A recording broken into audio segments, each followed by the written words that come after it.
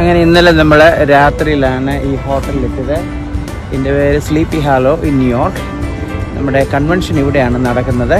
അപ്പോൾ ഇവിടെ 2-3 ദിവസം പ്രോഗ്രാമുണ്ട്. അപ്പം ഞാൻ ഫാമിലിയായിട്ടാണ് വന്നത്. ഞങ്ങൾ ഇന്നലെ ചെക്ക് ഇൻ ചെയ്യുന്നതൊക്കെ നമുക്കെടുക്കാൻ ഇച്ചിരി ബുദ്ധിമുട്ടുണ്ട്. കാരണം ഭയങ്കര ക്യൂവും ലൈനും ഒരുപാട് പേരുള്ളതുകൊണ്ട് നമ്മൾ അത് അവോയ്ഡ് ചെയ്തു.